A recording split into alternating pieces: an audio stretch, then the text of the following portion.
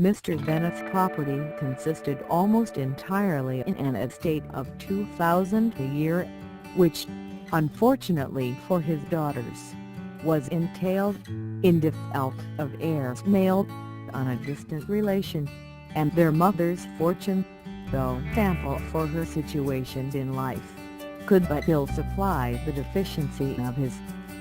Her father had been an attorney in the Breton, and had left her for £1,000. She had a sister married to a Mr. Phillips, who had been a clerk to their father and succeeded him in the business, and a brother settled in London in a respectable line of trade. The village of Longbourn was only 1 mile from Moreton, the most convenient distance for the young ladies, who were usually tempted thither 3 or 4 times a week, to pay their duty to their aunt and to a milliner's shop just over the way.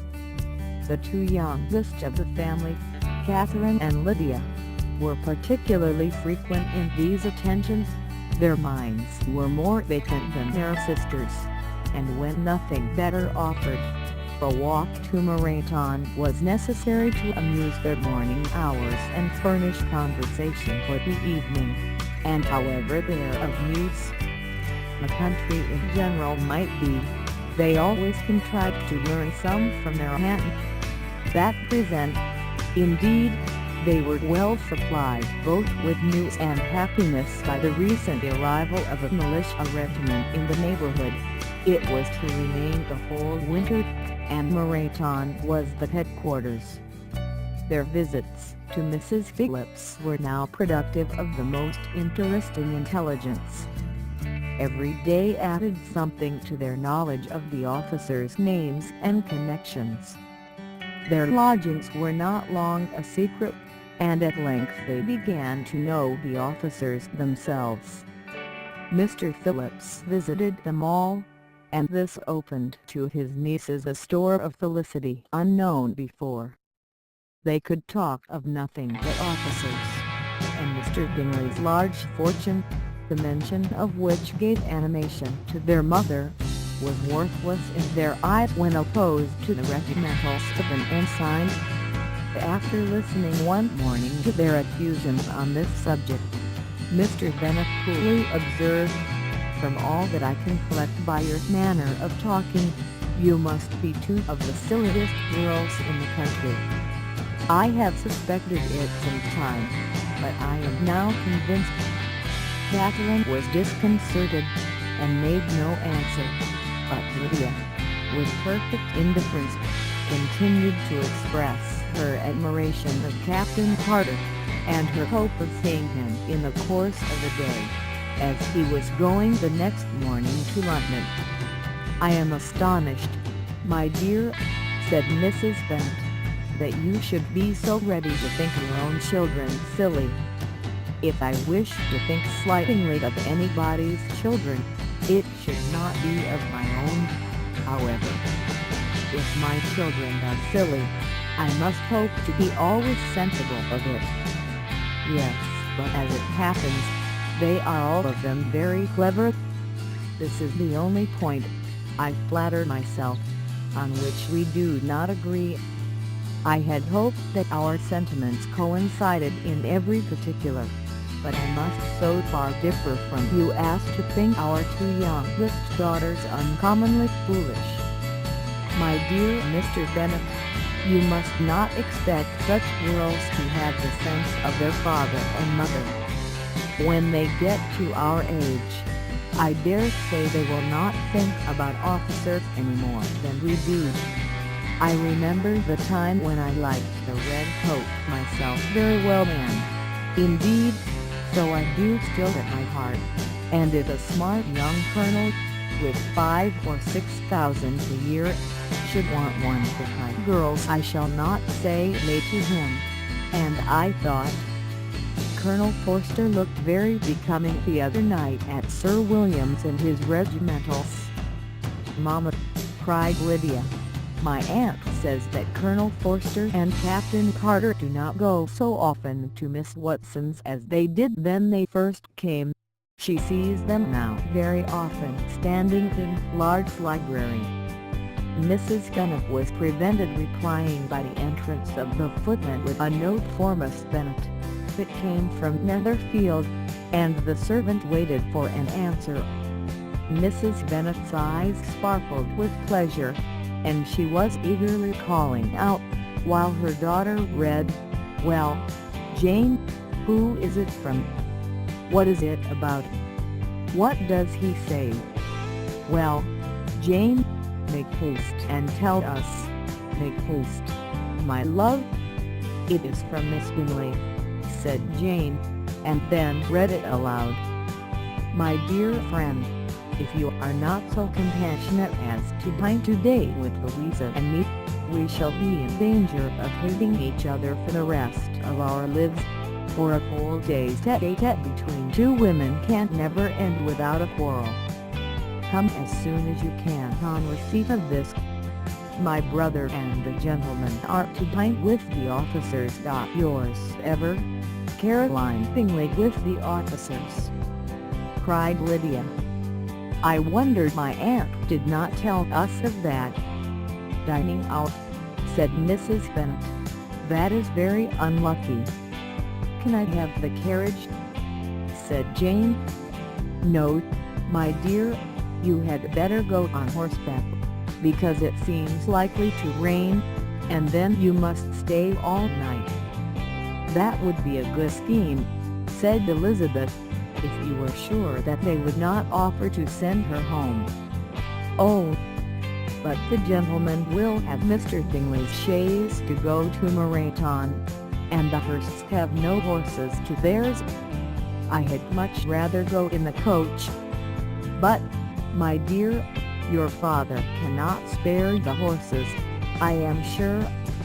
They are wanted in the farm, Mr. Bennet, are they not?" "They are wanted in the farm much oftener than I can get them." "But if you have got them today," said Elizabeth, "my mother's purpose will be answered." She did at last extort from her father an acknowledgment that the horses were engaged. Jane was therefore obliged to go on horseback, and her mother attended her to the door with many cheerful prognostics of a bad day. Her hopes were answered. Jane had not been gone long before it rained hard. Her sisters were uneasy for her, but her mother was delighted. The rain continued the whole evening without intermission. Jane certainly could not come back. "This was a lucky idea of mine, indeed," said Mrs. Bennet more than once, as if the credit of making it rain were all her own. Till the next morning, however, she was not aware of all the felicity of her contrivance. Breakfast was scarcely over when a servant from Netherfield brought the following note for Elizabeth: "My dearest Lizzie, I find myself very unwell this morning, which, I suppose, is to be imputed to my getting wet through yesterday. My kind friends will not hear of my returning till I am better. They insist also on my seeing Mr. Jones, therefore do not be alarmed if you should hear of his having been to me, and, excepting a sore throat and headache, there is not much the matter with me.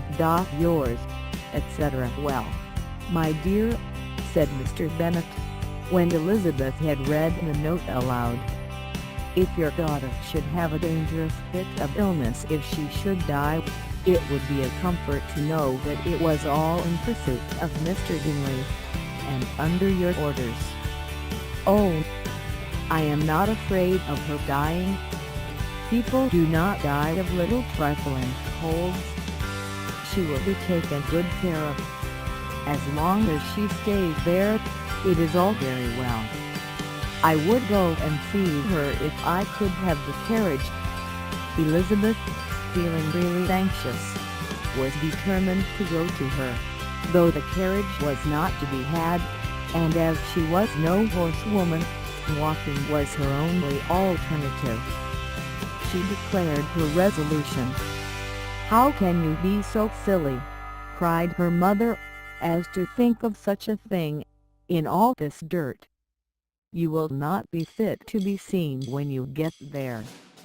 "I shall be very fit to see Jane, which is all I want." "Is this a hint to me, Lizzie," said her father, "to send for the horses?" "No, indeed, I do not wish to avoid the walk. The distance is nothing when one has a motive. Only 3 miles. I shall be back by dinner." "I admire the activity of your benevolence," observed Mary, "but every impulse of feeling should be guided by reason, and, in my opinion, exertion should always be in proportion to what is required." "We will go as far as Moreton with you," said Catherine and Lydia. Elizabeth accepted their company, and the 3 young ladies set off together. "If we make haste," said Lydia, as they walked along, "perhaps we may see something of Captain Carter before he goes." In Moreton they parted. The 2 youngest repaired to the lodgings of one of the officers' wives, and Elizabeth continued her walk alone, crossing field after field at a quick pace, jumping over stiles and sprinting over puddles with impatient activity, and finding herself at last within view of the house, with weary ankles, dirty stockings, and a face glowing with the warmth of exercise. She was shown into the breakfast parlour, where all but Jane were assembled, and where her appearance created a great deal of surprise. That she should have walked 3 miles so early in the day, in such dirty weather, and by herself, was almost incredible to Mrs. Hurst and Miss Bingley, and Elizabeth was convinced that they held her in contempt for it. She was received, however, very politely by them, and in their brother's manners there was something better than politeness. There was good humor and kindness. Mr. Darcy said very little, and Mr. did nothing at all. The former was divided between admiration of the brilliancy which exercise had given to her complexion, and doubt as to the occasions justifying her coming so far alone. The latter was thinking only of his breakfast. Her inquiries after her sister were not very favourably answered. Miss Bennet had slept ill, and though up, was very feverish, and not well enough to leave her room. Elizabeth was glad to be taken to her immediately, and Jane, who had only been withheld by the fear of giving alarm or inconvenience from expressing in her note how much she longed for such a visit, was delighted at her entrance. She was not equal, however, to much conversation, and when Miss Bingley left them together, could attempt little besides expressions of gratitude for the extraordinary kindness she was treated with. Elizabeth silently attended her. When breakfast was over they were joined by the sisters, and Elizabeth began to like them herself, when she saw how much affection and solicitude they showed for Jane. The apothecary came, and having examined his patient, said, as might be supposed, that she had caught a violent cold, and that they must endeavour to get the better of it, advised her to return to bed, and promised her some draughts. The advice was followed readily, for the feverish symptoms increased, and her head ached acutely. Elizabeth did not quit her room for a moment, nor were the other ladies often absent. The gentlemen being out, they had, in fact, nothing to do elsewhere. When the clock struck 3, Elizabeth felt that she must go, and very unwillingly said so. Miss Bingley offered her the carriage, and she only wanted a little pressing to accept it, when Jane testified such concern in putting with her, that Miss Bingley was obliged to convert the offer of the chaise to an invitation to remain at Netherfield for the present. Elizabeth most thankfully consented, and a servant was dispatched to Longbourn to acquaint the family with her stay and bring back the supply of clothes.